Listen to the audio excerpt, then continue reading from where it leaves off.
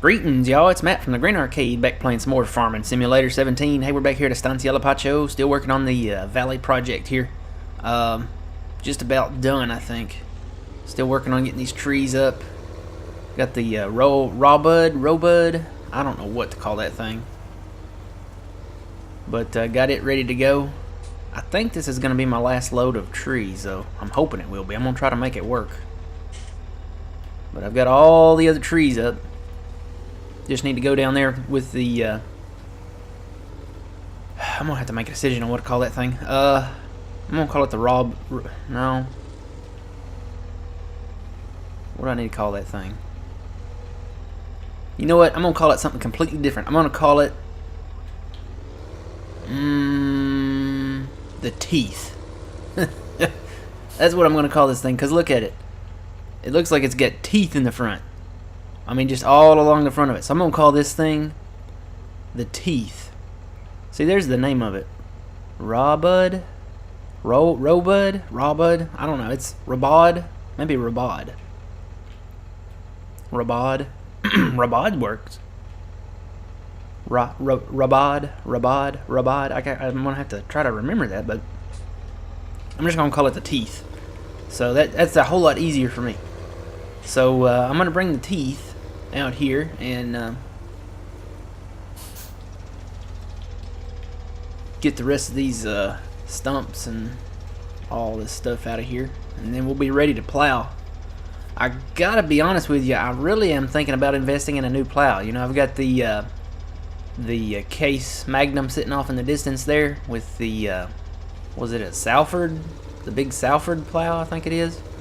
I think that's the name of it. I kind of want a bigger tractor and a bigger plow. I mean, go big or go home is always, you know, the motto, but I really am thinking about getting a bigger one because this is a big project down here to plow, and to go back and forth with that one would take a little longer than it say would, you know, with a bigger one. So my goal right now is kind of to get another tractor. I'm hoping I hit a great demand sometime. I really am. I need to check prices, I guess, because I don't always have to sell in great demand. See, soybean is just hurting right now. I mean, that price should be up well over $2,000, but they've got it at $17.37. Price of canola is going up, but well, yeah, I've got canola. I've got canola in stores. That's actually not a bad price, but it's still going up. I'm gonna watch it. I hate to sell it because I'm like, as soon as I sell it, a great demand will come out, you know. So I kind of want to hang on to it. And I know the great demand prices are not always, you know, the best prices. But, I mean, still, when you sell on great demands, the price does not fall. And usually it's a decent price. It's not the best it's ever been, but usually it's a decent price. So that's what I'm kind of waiting on. Waiting and waiting. I think I can make all these fit in here. I'm gonna hope I can, because I want this to be my last load. And you know, the little trees, I haven't decided whether I want them or not. I don't know that you get that much money for them, so I may just eat them up with the teeth. So that sounds weird. The teeth, eat them up with the teeth. I'm gonna have to decide on a real name for it. Robud? Robald?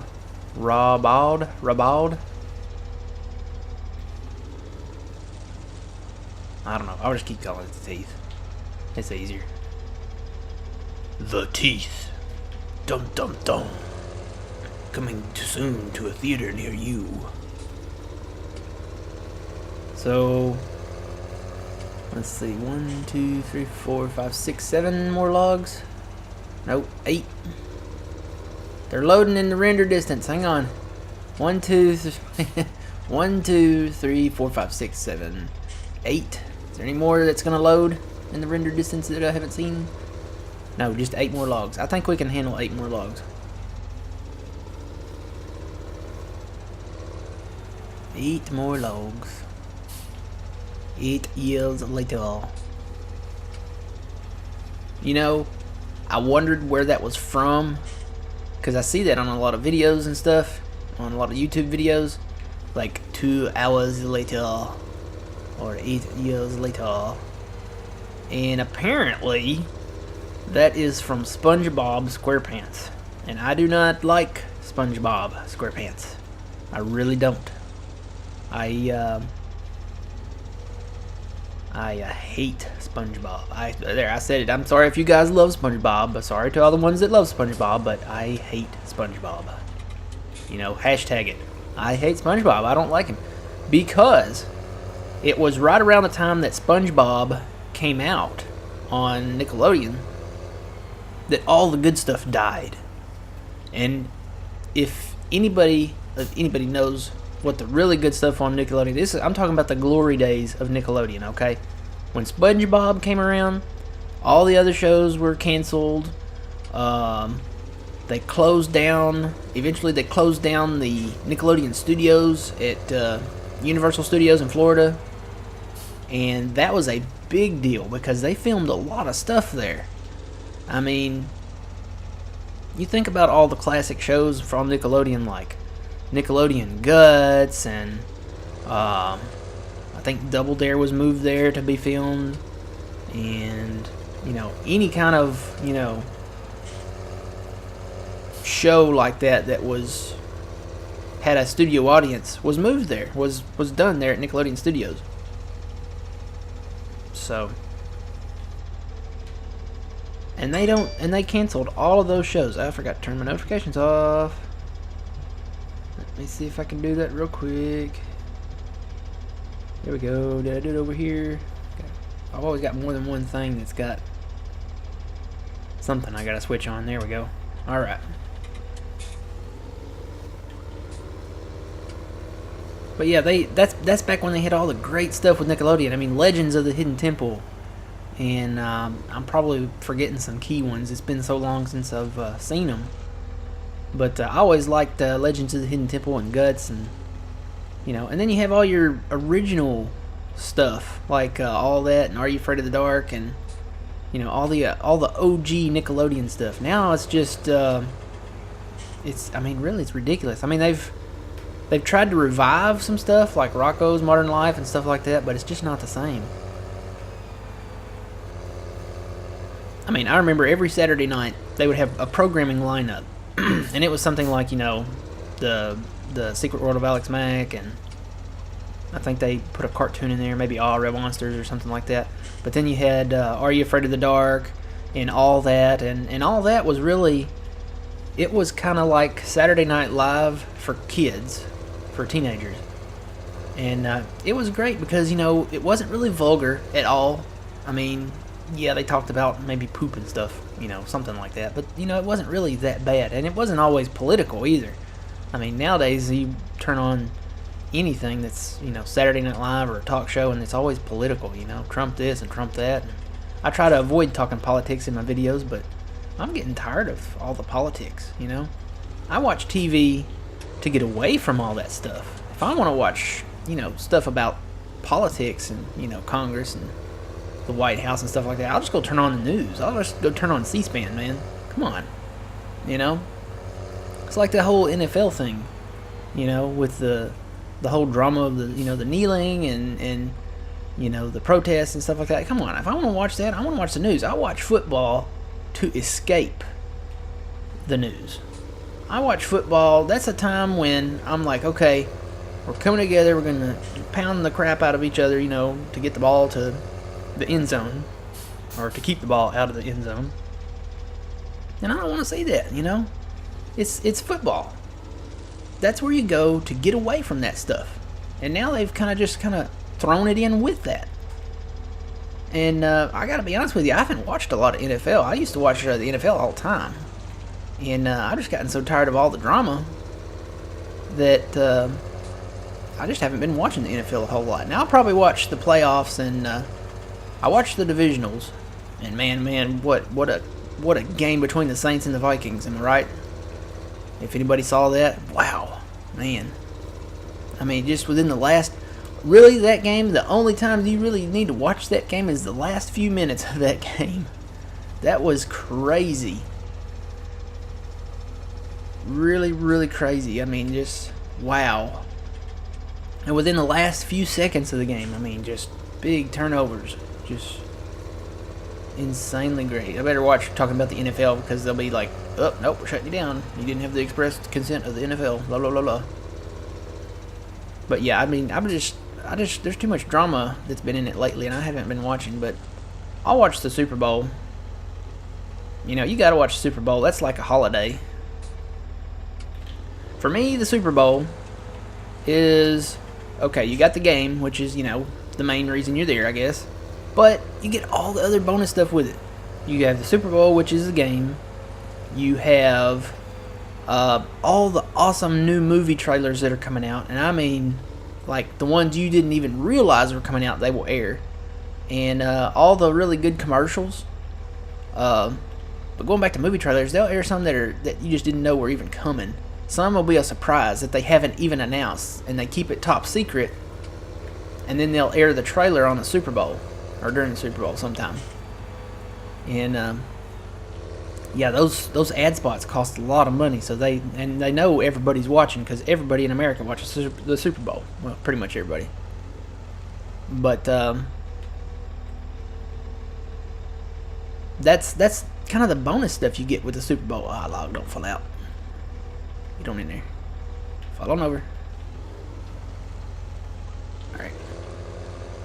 And you get all the really good commercials. Some of them are really funny. Some of them are really, I don't know. Some of them in the past have been really out there. There was one, and I can't remember exactly what they called it. Was it Puppy Monkey Baby? Yeah, no. That one should not have been made ever. Ever. Oh my god, and there were so many people disturbed by this thing. It was a creature. It was like a puppy and a monkey and a baby that had been radioactively melted together. And that's exactly what they called it, Puppy Monkey Baby. Yeah, I think it was for Mountain Dew. And there were so many people disturbed by this creature that they had created that people were vowing to stop drinking Mountain Dew. I mean, it was that disturbing. I don't know how many people saw that or remember that, but they did away with it. And there were a lot of people that came to its defense, like, oh, it's so cute. I'm like, what? Really? Would you have a puppy monkey baby as a pet? I mean, it was literally a puppy, a monkey, and I guess a baby, because it had a diaper on. No, wait, I think it had baby legs. I really do. I think it did. I think it had human baby legs. So, that was kind of weird. And I was like, no, that's not cute. That's just disturbing. I mean, it really was. And people were vowing not to drink. So, I think they had future plans to really develop that character. But I think they scrapped it. I hope it does never come back because it disturbed me a little bit. I'll be honest with you. Seeing that, I mean, it was very weird. Alright, I think I've got all the big trees out of here now. There's a lot of these little ones, but like I said, I don't think I get very much. And there's not very many of them out here. Tell you what, let me grab one. Let me just run it down there and see how much we get per little limb tree here. Let me grab one of these. I'll run it down there with this tractor since we're done down here. I'm going to move this tractor over to the river project because that's where we're going next. I'm just going to run this up to the lumber yard. I'll come back and get the truck.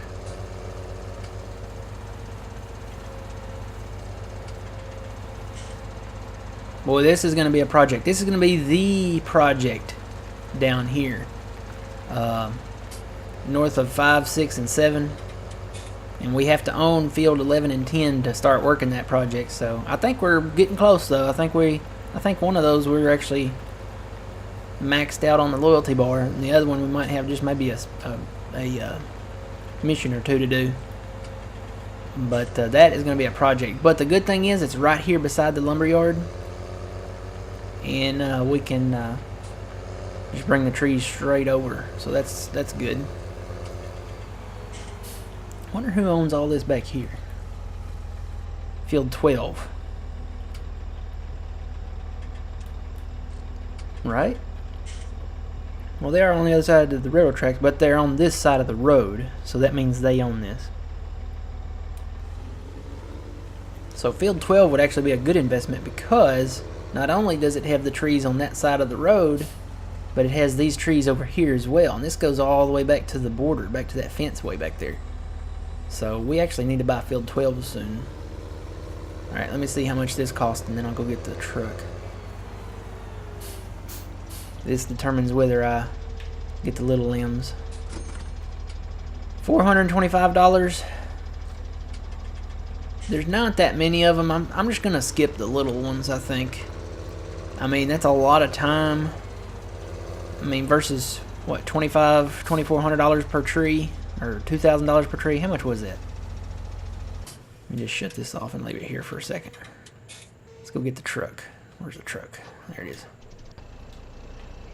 Get these strapped down so they don't go anywhere.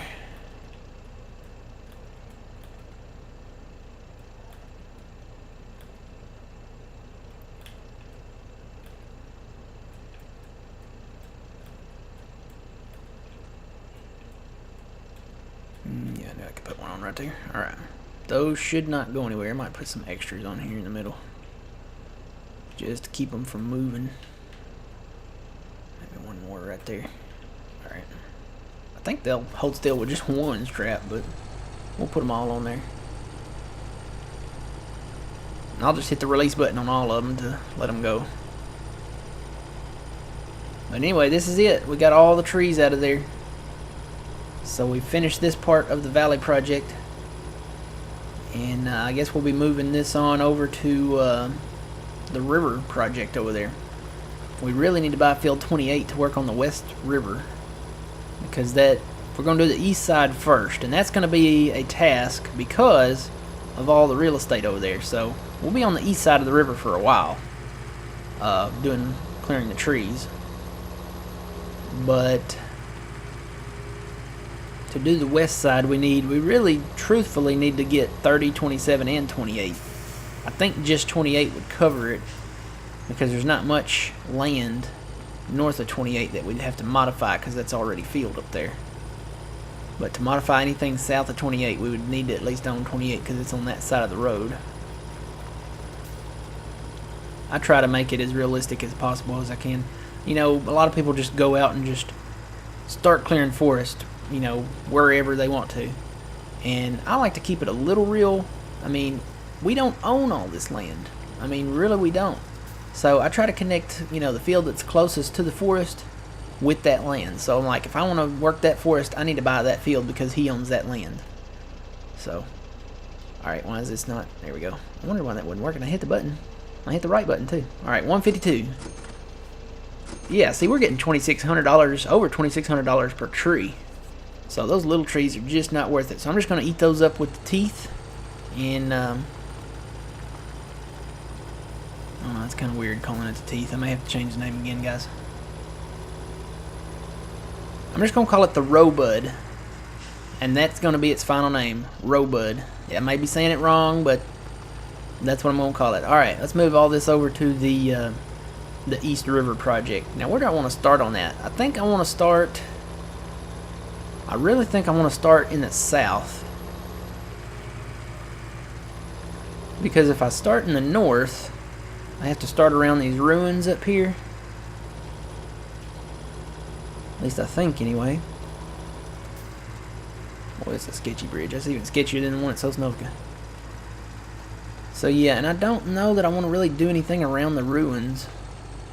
Because it's not flat.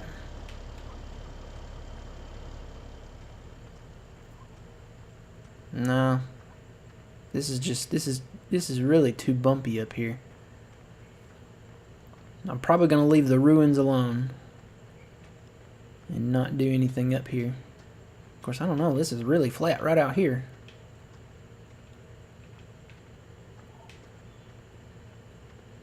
I can't do anything inside, obviously.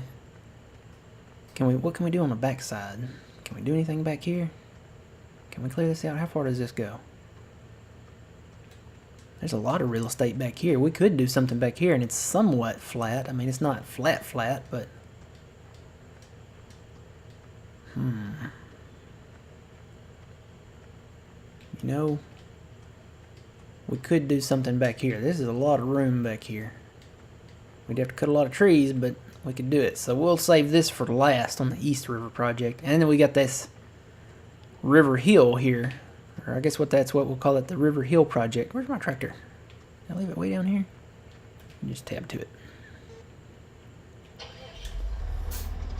Oh wait, I didn't have the tractor, I had the truck. There we go. So yeah, take a zoom out look there. It's not really that flat. I hate to do anything with that. I may just leave that side of it close to the river. But it looks like, see, there's like a little circle there. Let me zoom in over to this area. See how there's like this little line circle here where this is at? I think might be where the flat part of it is. And that's really flat inside there, but I hate to do anything because I don't know. If I did do anything, I'd have to cut those 2 trees. Or, well, there's 3 trees out there. I may have to leave that one. I don't know. I really don't want to touch the ruins. I want to leave them alone. Except for the backside.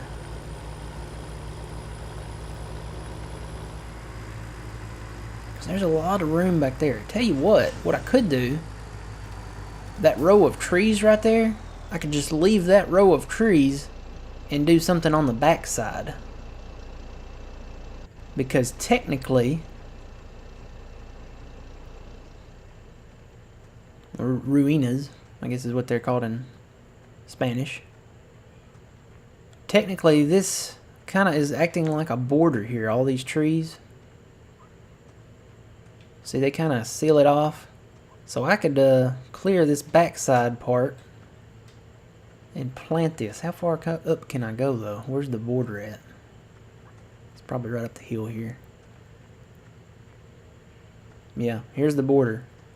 So we can't go any further. We wouldn't want to go up on this cliff anyway. But taking a look out there, that row of trees, it kind of acts as a divider between that property and this property, so we could actually put a field right up here. It's not a huge field, but it's still a field. And we could make some money off of it. Let me tab back to the truck again. But yeah, I think I want to start in the south, so I'm going to drive down south. And we'll end up here. And then we got this hill up here that we could do something with maybe. But looking at it from here, it doesn't look very flat at all. I could just cut the trees off of it.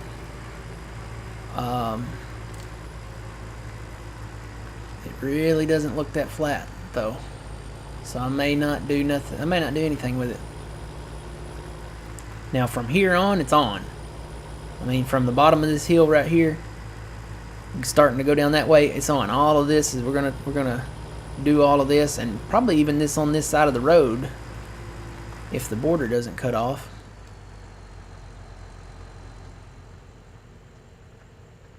Let me just walk down it and see where the border's at. Yeah, the border's right here, so we can't come up on the red dirt. But I think everything else is okay.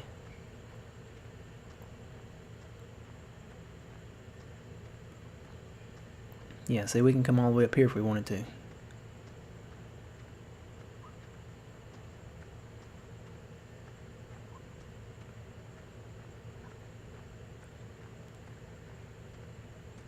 There's the border at. There's the border right there. Too bad we can't get up there. So it looks like it's kind of flat up there.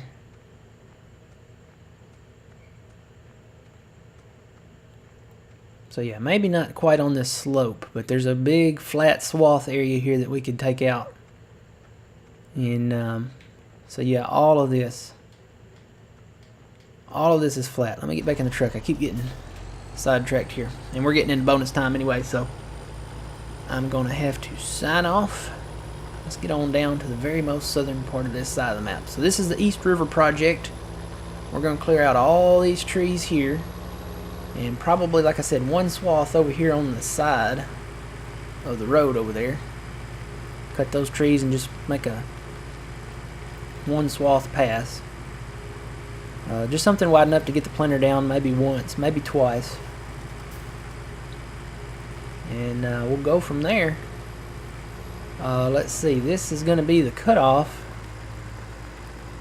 But I think we own that land too. Oh, this bridge is dangerous looking here. So yeah, wonder how far down that way we can go. Tell you what, we'll find out in the next episode. I'll bring the tractor down. And we'll see how far down we can go that way, because it does cut off down there somewhere. And that's kind of sloped too, so. But I'll bring the tractor down and we'll find out how far it goes. So, until next time, guys, remember you reap what you sow. It's Matt from the Green Arcade. We'll see you guys later.